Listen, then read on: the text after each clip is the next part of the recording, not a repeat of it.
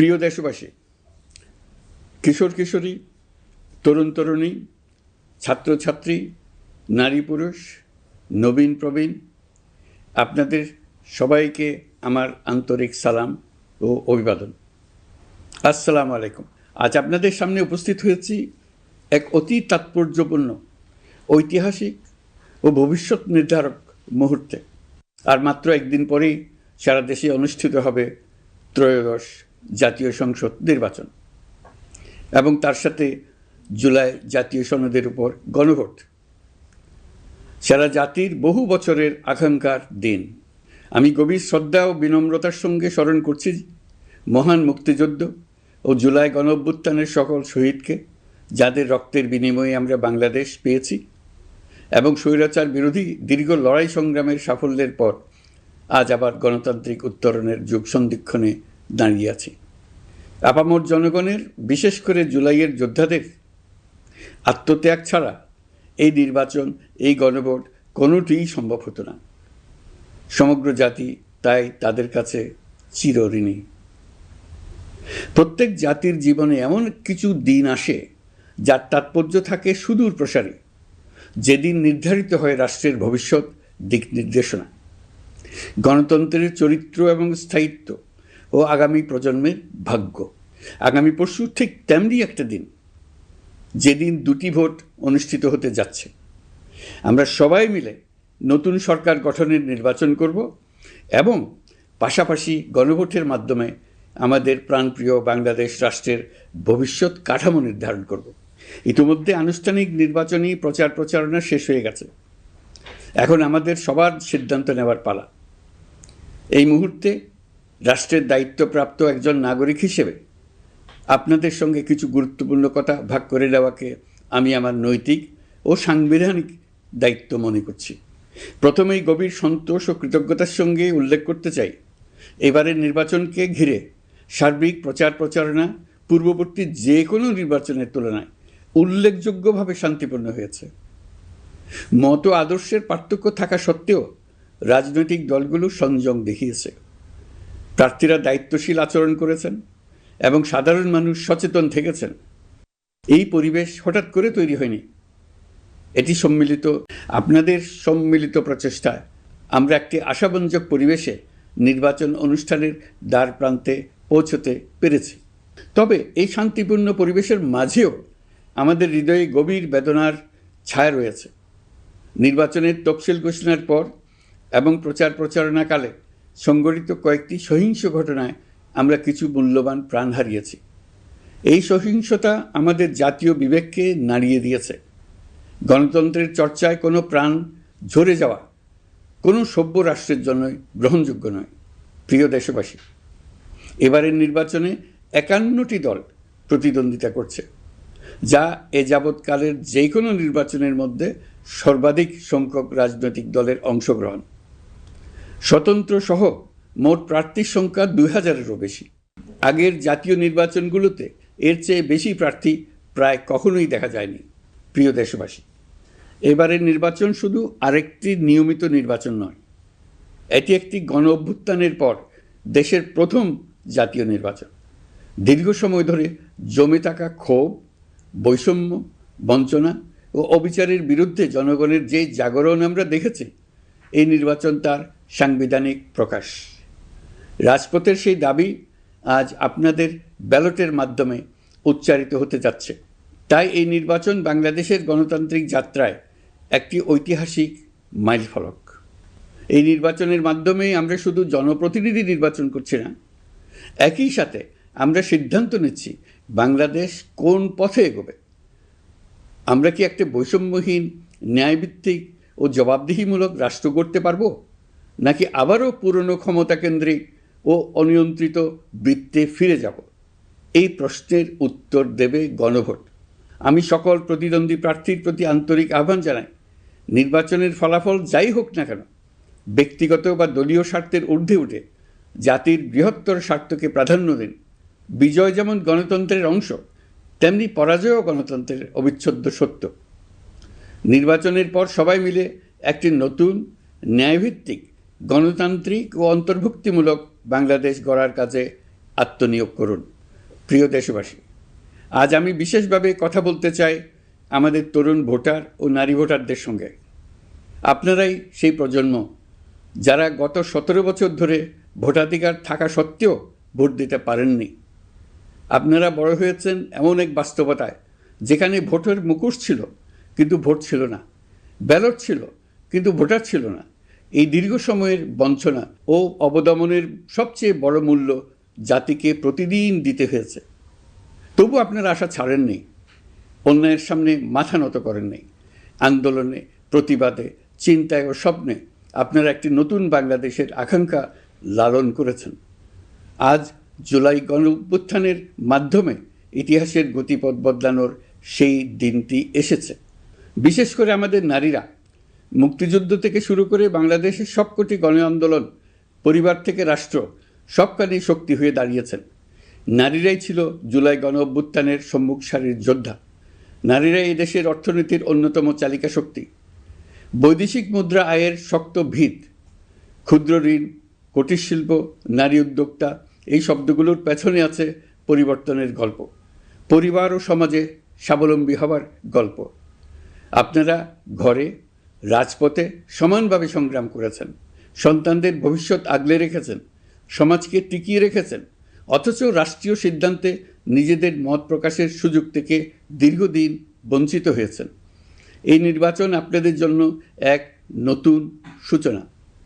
আর আমাদের তরুণরা, যাদের স্বপ্ন, মেধা ও শক্তি আগামী বাংলাদেশের ভিত্তি, এই ভোট আপনাদের প্রথম সত্যিকারের রাজনৈতিক উচ্চারণ। তাই আমি আপনাদের কাছে অনুরোধ নয়, দাবি জানাচ্ছি, ভয়কে পেছনে রেখে সাহসকে সামনে এনে ভোট কেন্দ্রে যান। আপনার একটি ভোট শুধু একটি সরকার নির্বাচন করবে না, এটি 17 বছরের নীরবতার জবাব দেবে, বাধাহীন ফেসিবাদের জবাব দেবে, জাতিকে নতুনভাবে গঠিত করবে এবং প্রমাণ করবে এই দেশ তার তরুণ ও নারী এবং সংগ্রামী জনতার কণ্ঠ আর কোনো দিন হারাতে দেবে না। প্রিয় নাগরিকবৃন্দ, নির্বাচন অবাধ, সুষ্ঠু, নিরপেক্ষ ও শান্তিপূর্ণ করতে সরকার সর্বোচ্চ প্রস্তুতি গ্রহণ করেছে। এবার রেকর্ড সংখ্যক আইনশৃঙ্খলা বাহিনীর সদস্য মোতায়েন করা হয়েছে।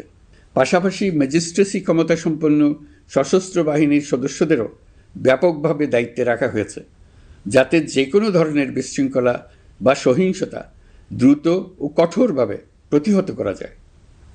আমি গভীরভাবে বিশ্বাস করি তারা সকলেই ঈমান, দেশপ্রেম ও কর্তব্যনিষ্ঠায় উজ্জীবিত হয়ে তাদের উপর অর্পিত মহান দায়িত্ব সুষ্ঠু ও সুচারুরূপে পালন করবেন।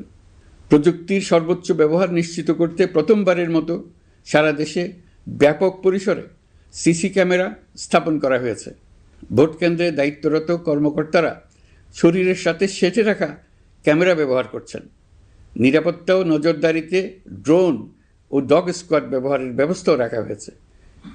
এসব ব্যবস্থার একমাত্র লক্ষ্য ভোটাররা যেন নির্ভয়ে, নিশ্চিন্তে ও সম্মানের সঙ্গে তাদের ভোটাধিকার প্রয়োগ করতে পারেন। এই নির্বাচনকে আরও অন্তর্ভুক্তিমূলক করার জন্য আমরা কিছু ঐতিহাসিক পদক্ষেপ গ্রহণ করেছি। প্রথমবারের মতো প্রবাসী বাংলাদেশিদের ভোটাধিকার প্রয়োগের সুযোগ সৃষ্টি করা হয়েছে। বিশ্বের বিভিন্ন প্রান্তে বসবাসকারী আমাদের ভাই বোনেরা দেশের ভবিষ্যৎ নির্ধারণে অংশগ্রহণ করতে পারছেন। এটি আমাদের গণতন্ত্রের পরিসরকে আরও বিস্তৃত করেছে। আমাদের এই নতুন অভিজ্ঞতা অন্যান্য দেশে প্রচলনের জন্য ইতিমধ্যে কয়েকটি দেশ আগ্রহ প্রকাশ করেছে এবং আমাদের অভিজ্ঞতার প্রতিটি ধাপ তারা পর্যবেক্ষণ করছে। একই সঙ্গে দেশে অবস্থানরত সরকারি কাজে নিয়োজিত ব্যক্তি, আইনশৃঙ্খলা বাহিনীর সদস্য এবং আইনি হেফাজতে বা কারাগারে থাকা যোগ্য নাগরিকদের জন্য পোস্টাল ব্যালটের মাধ্যমে ভোট প্রদানের সুযোগ দেওয়া হয়েছে। এটি প্রমাণ করে রাষ্ট্র কাউকে বাদ দিয়ে নয়, সবাইকে সঙ্গে নিয়েই এগোতে চায়। ভোটাধিকার কারো দয়া নয়, এটা আমাদের সংবিধান প্রদত্ত মৌলিক অধিকার। এই অধিকার প্রয়োগের মাধ্যমেই আমরা ঠিক করি আমাদের ভবিষ্যৎ কোন পথে যাবে। একটি অবাধ ও সুষ্ঠু অংশগ্রহণমূলক নির্বাচন নিশ্চিত করা শুধু সরকারের দায়িত্ব নয়, এটি রাষ্ট্রের প্রতিটি নাগরিকের দায়িত্ব। রাজনৈতিক দলগুলোর প্রতি আমি অত্যন্ত স্পষ্টভাবে বলতে চাই, আপনারা দলের কেন্দ্র থেকে তৃণমূল পর্যন্ত সর্বস্তরের নেতাকর্মীদের দ্ব্যর্থহীনভাবে নির্দেশ দিন যেন কেউ কোনো ধরনের বিশৃঙ্খলা, সহিংসতা, ভয়ভীতি প্রদর্শন, কেন্দ্র দখল, ভোটে প্রভাব বিস্তার করা কিংবা উস্কানিমূলক কর্মকাণ্ডে জড়িত না হয়। কেউ যেন সোশ্যাল মিডিয়াতে বা অন্য কোনোভাবে গুজব না ছড়ায়। রাষ্ট্র কোনোভাবেই এই ধরনের আচরণ সহ্য করবে না। ইতিহাস আমাদের শিক্ষা দেয়, একটি ত্রুটিপূর্ণ, প্রশ্নবিদ্ধ বা সহিংসতাপূর্ণ নির্বাচন শেষ পর্যন্ত কারো জন্যই মঙ্গল বয়ে আনে না, বরং দেশের সর্বনাশ ডেকে আনে। যারা জনগণের মতামত উপেক্ষা করে শক্তি ও অনিয়মের মাধ্যমে ক্ষমতায় থাকতে চেয়েছে, তারা সবাই শেষ পর্যন্ত জনগণের আদালতে কঠিন জবাবদিহিতার মুখোমুখি হয়েছে। প্রিয় দেশবাসী, নির্বাচনী প্রক্রিয়া শুরু হওয়ার পর থেকেই আমরা লক্ষ্য করছি একটি চিহ্নিত মহল পরিকল্পিতভাবে গুজব ও অপতথ্য ছড়িয়ে নাগরিকদের মনে সন্দেহ, ভয় ও বিভ্রান্তি সৃষ্টি করার চেষ্টা করছে। তাদের উদ্দেশ্য একটাই, নির্বাচনের শান্তিপূর্ণ পরিবেশ নষ্ট করা, জনগণের আস্থাকে দুর্বল করা।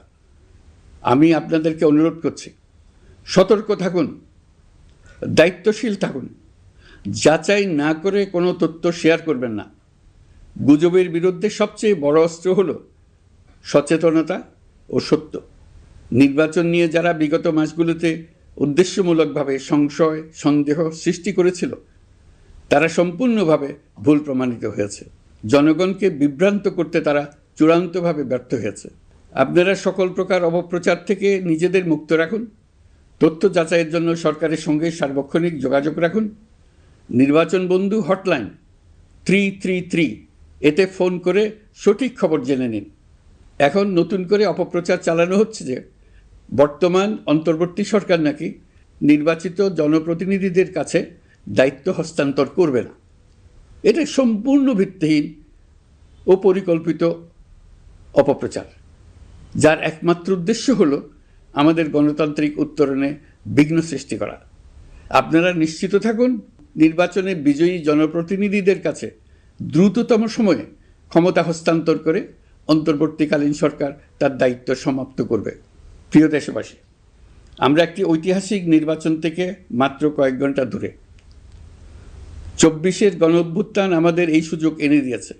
যখন আমরা ভেবেছিলাম আরেকটি প্রহসনের নির্বাচনের জন্য আমাদেরকে অপেক্ষা করতে হবে আরও 5 বছর, তখনই আমাদের সন্তানরা হুঙ্কার দিয়ে ভেঙে ফেলেছে গোলামের জিঞ্জির। সহস্রাধিক প্রাণের বিনিময়ে আজকের এই দিনটি আমরা পেয়েছি। অভ্যুত্থানের দিনগুলো এখনও আমাদের স্মৃতিতে টাটকা। দেয়ালের লিখনগুলো এখনও সারা দেশের দেয়ালে দেয়ালে জ্বলজ্বল করছে।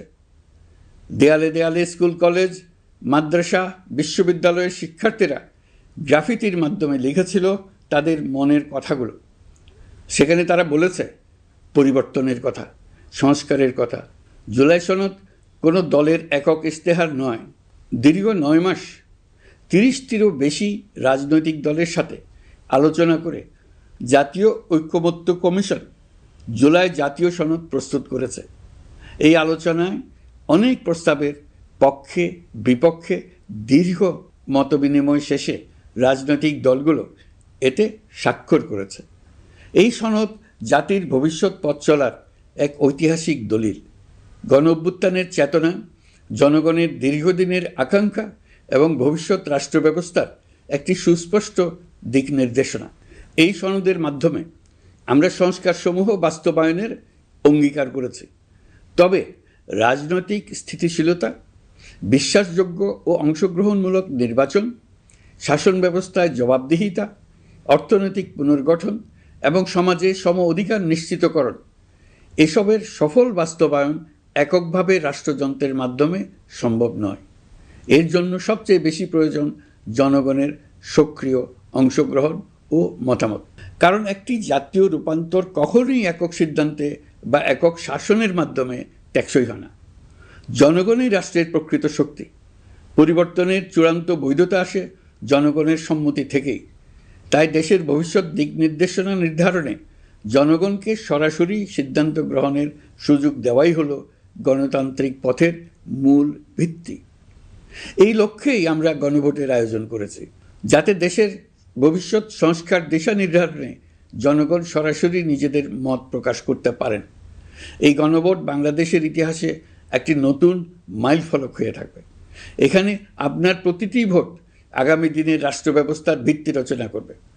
এর প্রভাব থাকবে বহু প্রজন্ম জুড়ে। এই ভোটের মাধ্যমেই আপনারা জানিয়ে দেবেন আপনারা জুলাই সনদের প্রস্তাবিত সংস্কার কাঠামোকে এগিয়ে নিতে চান কিনা। আপনাদের সিদ্ধান্তে নির্ধারণ করবে রাষ্ট্র কোন পথে অগ্রসর হবে, শাসন ব্যবস্থা কোন কাঠামোয় গড়ে উঠবে এবং একটি নতুন বাংলাদেশ কিভাবে তার গণতান্ত্রিক ও মানবিক রূপ লাভ করবে।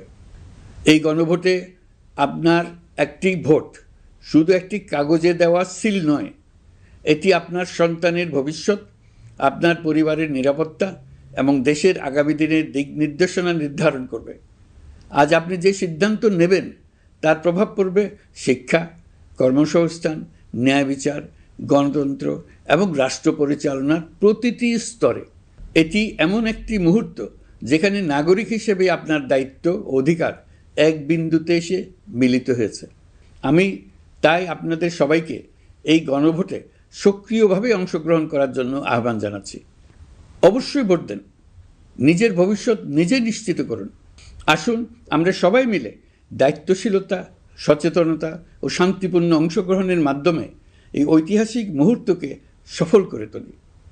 ভয় নয়, আশা নিয়ে, উদাসীনতা নয়, দায়িত্ববোধ নিয়ে, বিভক্তি নয়, ঐক্যের শক্তি নিয়ে আমরা ভোট কেন্দ্রে যাব।